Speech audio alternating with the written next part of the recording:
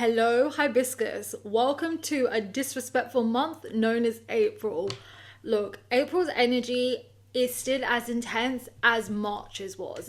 The key difference here is you're going to be supported with a lot of energy that allows you to fight back. You're not taking it lying down. So, what I wanted to do before I kick off this video is actually, let's recapture what the hell March was about, okay? So, the easiest way to understand all the nonsense and hardships that came with March is literally look at it like a cosmic cyst, okay? That was literally an accumulation of, look, there are germs and an unhealthy amount of fluids stuck in one part of your body, and it's stopping you from relaxing and sitting down the way you want. It's giving you a fever, it's making you ill, it's making you generally very uncomfortable, okay? But just like we humans do, we don't want to go to the doctors. We don't want to address the pain. We think we'll operate on ourselves and get rid of it, but we chicken out when we have to touch it and address it. So what does God do? He goes, okay, cool. You've known for a while that stuff here is not sanitary. You've known for a while that I'm going to start popping up. Over time, I've made you uncomfortable. This is not a surprise. You're acting blindsided, but you knew this was going to come. I'ma burst it. And that's what March was, right? You were met with a lot of disrespect, disregard, and I say like sudden changes, but really what I think was so tough for people, all the stuff that they knew deep down could happen, would happen, occurred. And I think it doesn't matter how old you get, how experienced you get, how much change you go through, it's never easy when the things we fear happen. It's not. We're still going to feel humiliated. We're still going to feel that level of disrespect. We're still going to think like, what now though? Because you build a level of comfort and ease and understanding even when things are not for you. But that's the whole purpose. Everything that kind of blew up in your face in March was there to show you actually, one, is the environment you're in deserving of you? Can you use your talent and skills? Can you authentically express yourself here? Does this environment line up to your values and why you're trying to head? Also, when it comes to that people aspect, yeah, you saw people's true colours. A lot of March was quite betrayal energy, and I think that's what makes it tougher for people to deal with. It's because I think it's different when you suspect someone is a rat or a snake, and it's a whole different ball game when all of a sudden it's like hiss hiss and they're turning into like a literal serpent in front of you, and you're like, wow, on the month up to Easter, Judas, you pop up early. I see you, you know?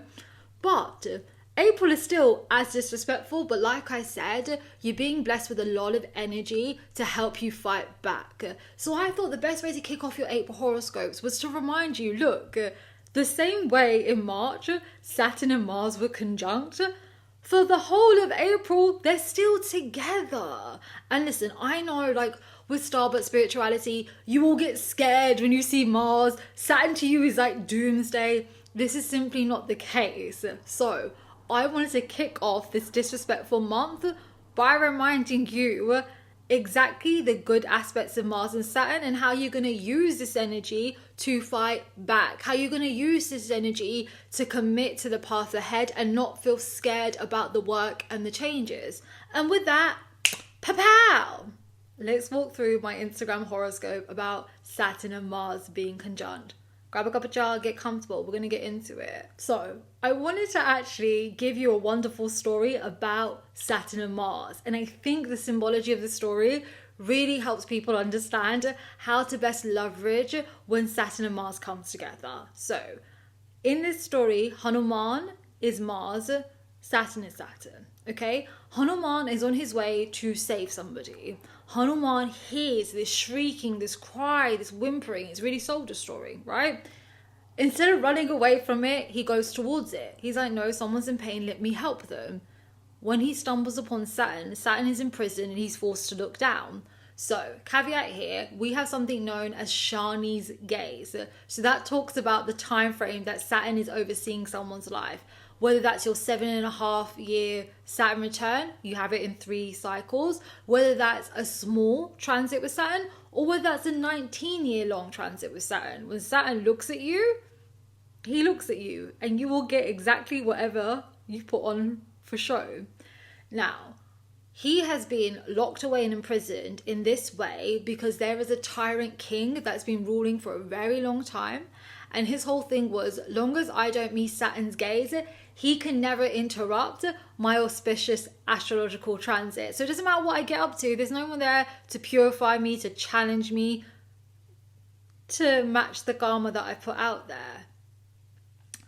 So Hanuman's like, don't worry, I will get you out of this. Saturn stops Hanuman and goes, look, I don't know if you know about my gaze, but if you help me and I look up or I get a sight of you, I can't guarantee you're gonna be okay. Hanuman laughs. He goes, what do you mean? I am courageous enough. I am strong enough. I have a heart full of faith. It doesn't matter what you put me through. I'll get back up. And whatever I'm meant to do, I will do. Whether you delay me by 10 years, 20 years, 2 days, I'm going to do what I set out to do. This is all just an illusion of Maya. My attitude, my courage, it will not swing. Sit with that immediately. What does that tell you about the energy that you need in April? Are you not in a similar path where your plans were disrupted? The things that you wanted to happen are not happening exactly how you visioned, but are you going to give up? No. This is about having courage and commitment to pursue the things that are right for you. So anything that's gone, it's not a case of you try and fix it. It wasn't fitting of you. Something there was not aligning of you. And I promise you, I'm very, very sure whatever you missed out on was for your protection. And there's probably stuff in that situation you did not see clearly. And going in later to this year, you're going to get very clear signs why it was a blessing that you were removed from many situations. So once Hanuman saves Shani, Shani goes, look, anyone who does your worship, any kind of Hanuman puja, I will always make sure they are safe under my gaze. Again, that is saying and signifying to put in the hard work is not innately a bad or negative experience. And there's something in you putting in that work, having that commitment and having that courage. You will be protected and shielded from things that you don't even understand how bad they are. And you will always be rewarded for doing the courageous thing. I know April is not a fun month. Like the first couple of months in 2024 are not meant to be the nicest and the kindest.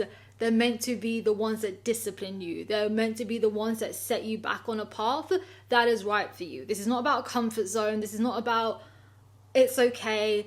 None of that. This is really about... Okay, let's get down to business. To defeat the Huns, literally that energy. But do you get where we're going with this? Okay, take another sip of jar. Let's look at the next slide. Okay, so what does this mean for you in terms of an active horoscope? When you look at your horoscope, I think it's really important to look at your active D1 horoscope and your active D9 horoscope, okay? Wherever Saturn's sitting, it's been there for a really long time now. This is not a new lesson you're going through. You've got to a point where whatever house Saturn is currently sitting in, it has accumulated all the knowledge it's needed. Where Mars is joining it now, it's bringing you to a crossroads. It's saying, hey, you have experienced everything you were meant to experience here. You have put in the first couple of foundations of work. But now we need you to take action. Now we need you to get really serious, disciplined, kind of ferocious about committing to a path so we can deliver you the full fruits by the time Saturn is finished transiting the last lap of the 9 types of Aquarius. That's why I labelled this particular horoscope like the Warrior Awakens. Every major world religion you could ever think of has a consistent rhetoric of the world gets really, really bad. It gets very questionable. People are led astray. A lot is happening and crumbling around it. But who always comes? Some form of a warrior, some form of a healer, some form of a messenger. But they have to have that sense of commitment to something higher, so they're there to guide and do what they need to do. They need to have a certain level of commitment, no matter how rocky the road gets ahead. They're willing to deliver. Same goes for you. Really think about where Saturn is sitting in those houses and get super serious about, okay, what actions do I need to take? Who do I need to remove? And, you know, what sense of pride or ego is holding me back from going like full gung-ho in this department in my life?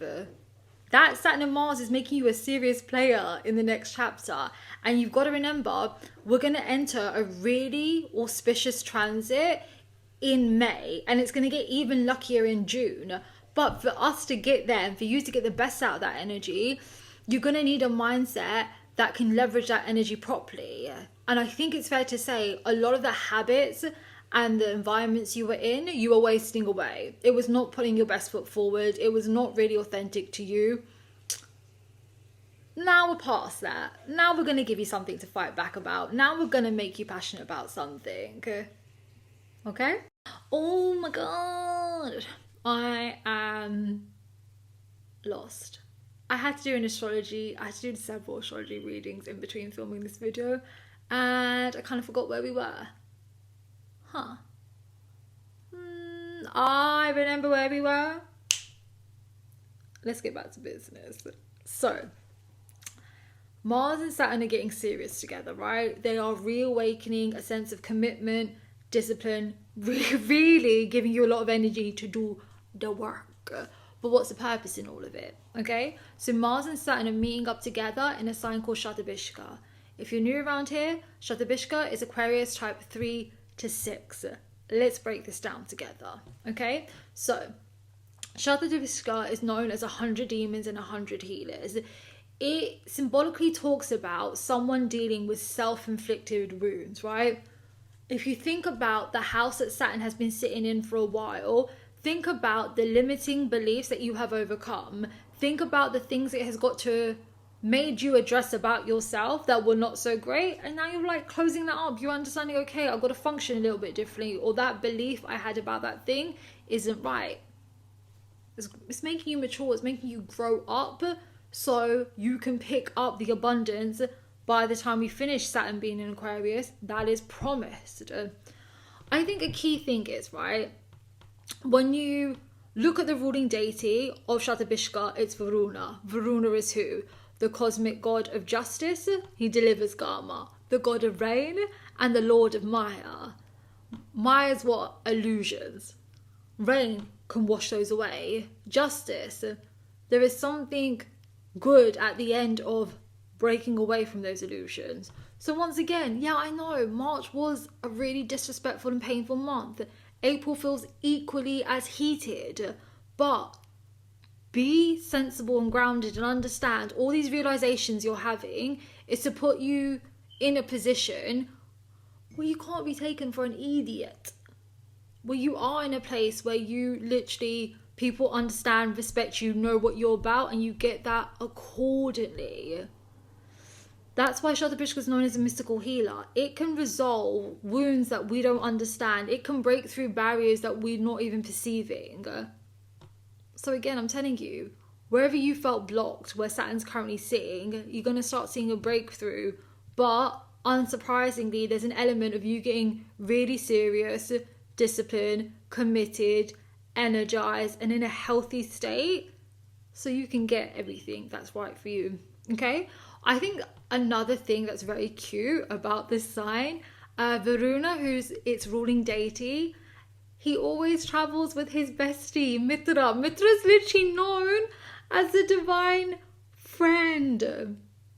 So it's also saying, like, look, if you go down this path and you have the courage, don't worry, I'm going to introduce you to the right people. And again, when you adapt this new attitude and you pursue these new things, you are becoming a better person for other people. And again, in this slide, what did I take you through? Did you know Shatabhisha rides on an animal called Makara? Makara is the animal that you guys know Capricorn to be. You know, like that serpent goat figure, okay? And what it talks about is that sense of discipline, that Capricorn energy, right? And I think his brothers are meant to be Nags. So Nags are obviously divine serpents. So it talks about like these individuals go through a toughness in their journey to achieve their work, but it will come to them, right? That's what Capricorn energy still is. And then Nags protect like divine treasure, right? And they destroy like lowly behaviors and ego, and they make sure nothing unworthy touches a treasure. If you apply that to yourself, well, one, you are the treasure, right? You are reshaping yourself to be in such a way that you don't allow yourself to be harmed again, right? It's getting late, guys, please bear with me. Also, I think it's just talking about better things are coming, but like, you got to be brave enough to do the work. You got to fix stuff about yourself that stops you from really reaping the benefits that you're due. Because one thing I say on my Patreon is, look, like, not everybody is operating from the same place of goodness. So for some of you, right, in all honesty, this feels a month where like you know when a baby's going to school and like the mummy puts on the backpack, pats him, it's like, you got this, baby, and the kid's like, I'm gonna get there. For some of you, it feels like that. Other of you who've been moving mad, disrespectful, and taking advantage of people, hopefully I'm not speaking to you right now, but if you exist and you come across this video, what that's going to feel like is a whole lot of craziness. You're going to feel like you're spiraling because your tricks are not working the same. You're not going to understand why people are arguing with you, demonizing you. It's going to be tough, right? And one thing I would say, but we'll touch on it more in the Rahu and Venus video that will come up shortly, is really watch your mouth during this transit too. Because I think I always do videos from a place of like, you've got this, good luck and stuff, but Mars and Saturn being together puts a certain type of aggression in the air where people feel really purposeful in what they're calling out. Now, what I don't want you to do is, how do I put this? Sometimes when people are unbalanced and they're unable to control Mars and Saturn energy properly, they end up attacking like good people. And baby, you remember I told you about Shani's gaze? You know, have you ever heard that phrase? Be careful of the people you like step to because you don't know who like their ancestors are, who's protecting them. There's an element of that in the air. So watch yourself. Be, you know. But basically, summarizing this side, do not fear the stuff coming up your way. Don't feel scared when it makes you go through self-realizations and maybe where you fall short. Don't feel scared if it feels like you're being asked to leave your comfort zone, or you're aware if what you want is gonna come with a lot of hard work and a lot of like discipline. Lean into it, because there will be some form of poetic justice if you do this work and you commit to the new path ahead and you really just, it's like the final lap of Saturn being in Aquarius. You do that well, you're going to be laughing at the fortune and the goodness that comes your way. So don't be scared. Lean into it. And Shatabhisha literally deals with a level of fame too that we haven't touched in. I think a lot of people, the weird career changes that come and like the random last minute, you didn't see it coming happens. I just think, don't be mad if you like things messed up, because I think God's redirecting you somewhere where you get a lot more recognition for your talents and skills. And this leads me to the celebrity example section, ladies and gentlemen. Hit it, Rani on CapCut. And just like that, here you go.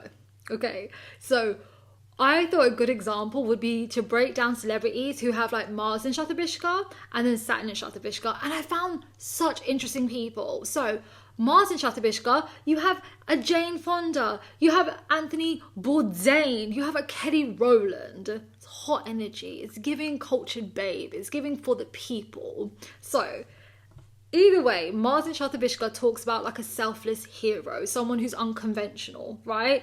These people are extremely healing because they know how to fix themselves and kind of confront the issues they go through. So therefore, when they deal with other people, it's light work. Think about all the obstacles you have gone through and the things you're going through now. You don't think that's meant to serve a purpose or other people. Stay awake. But also, Mars and Shatabhisha, they're rebellious. So look at Jane Fonda. Like, I love Miss Jane Fonda. Jane Fonda was out here doing like sign language when the Oscars refused to put up like subtitles or what was relevant. Okay, she's always been a good activist. She herself shares that when she was younger she used like racist language. She didn't know what it meant. Her dad put her in a place, and ever since then she was like, I've been about it. I will be for the people on A, B and C. And like even now, like she is in I think her 70s potentially, or maybe a little bit above that. She's doing roles where older women are doing their pleasure and she's so involved. There's nothing wrong with being unconventional or rebellious. There's something in that rebellion that will bring you good and make you stand out and it will just be for better things. Even Anthony Bourdain, like his episodes on like Palestine, Punjab and areas that have a lot of political tension, he goes there, he talks about it, he doesn't shy away from it, and he's really honest about like his life as a chef, and like it's so beautiful. Like in that rebellion, look at the goodness that comes. Even Miss Kelly Rowland, right? I'm a woman of a particular age, but like when Beyonce went solo, she went for what I feel is like more of a conventional career. Miss Kelly Rowland was out here giving us house music. She was collaborating with electro, and it's like she didn't try to be more what existed. Kelly's like, I've got my own lane. I'm going to play around. I'm going to do something funky. And that's what I'm saying. In all three of their funkiness, look at what is achieved. Look at the similarities for these people. This is not like all rainbows and butterflies. They themselves have had really intense personal battles with mental health, feelings of low self-worth, career lows, but they've always shone bright, and they've always embraced their uniqueness, and there's something in them being different and quirky and unconventional that has really worked out for them. These are not the first actors, the first hosts, the first musicians, but when they are more themselves, they carve their own path. That's a lesson for you also. Next, let's look at people with Saturn and Shatabhisha. Listen, this one was a personal side, because one thing you know about me, I adore Maya Jama, like creme de la creme. I just think, what a nice woman, like genuinely. I think for the same age, I literally look so baby faced compared to her. When I saw her, I was like, damn, I want to be that sexy and grown. And then I was like, I thought she was younger than me, I'm not gonna lie. But then when I learned we're both born in 94, I was like, what do you mean? Why do I not have that oomph? A Somali queen, we love it. But breaking this down, so do you know how I was saying Saturn and Shatabhisha, or Shatabhisha deals with a great level of fame? Look who we have. We have a Maya Jama, we have a Shah Rukh Khan, we have a Bjork.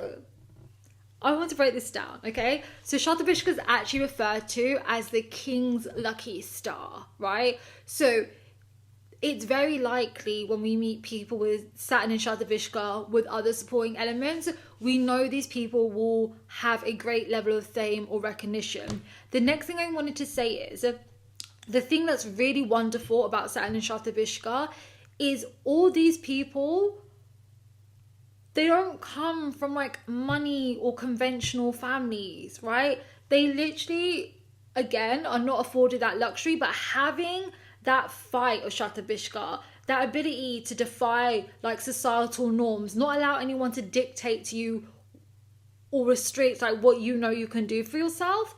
Of course this is your karma, of course is everything you deserve, and there's a uniqueness to them. So in this, I pointed out, look, Shah Rukh Khan is Bollywood's biggest asset. This is a Muslim man. Think about the current politics. It literally is a testament to how kind and brilliant he is.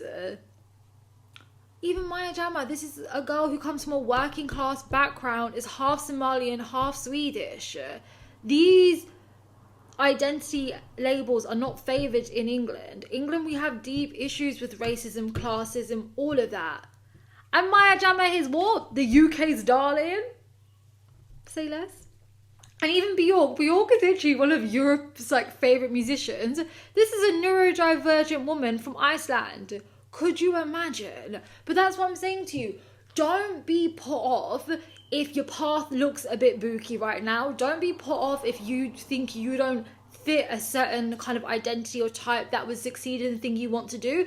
It is everything that makes you different. It is everything that you overcome and you discipline yourself and you show up and you embrace and you have the best of time that's going to carry you to the finish line. And if you reflect on the 6 people we've just gone through, they all have trials and tribulations, and they succeeded not because of, but in spite of. And not that any of these people talk about it openly, but they have faced a great level of discrimination and like really painful things. Did they stop? No. Did they keep going? Absolutely. And it's in their timing they've achieved it. And also, the thing about Shatabhisha that we didn't touch on, it's ruled by a sign called Rahu. If you're new around here, just think of Rahu as destiny, a disruptor, the foreign, all of that. And it also means like a great level of fame. look at how they have like kind of immortalized themselves, and not intentionally, but they became iconic. And they did it by leaning into like their authenticity and the things that made them different. They didn't try and hide them, put them away. And yeah, they have their own battles and all of that, but they still made it happen. And that's the energy you need to kick off this April. It's a disrespectful month, absolutely. Will it be easy? Probably not. But in April, there's a unique energy of you being given that oomph back. Use it. Don't sit on it. Don't let yourself eat away. Don't think this could have been different. What am I going to do? Don't self-hate. Don't self-loathe. Get up. And with that, Romeo done. Yeah, I hope you enjoyed Hibiscuses. I'll see you in the next video. Bye.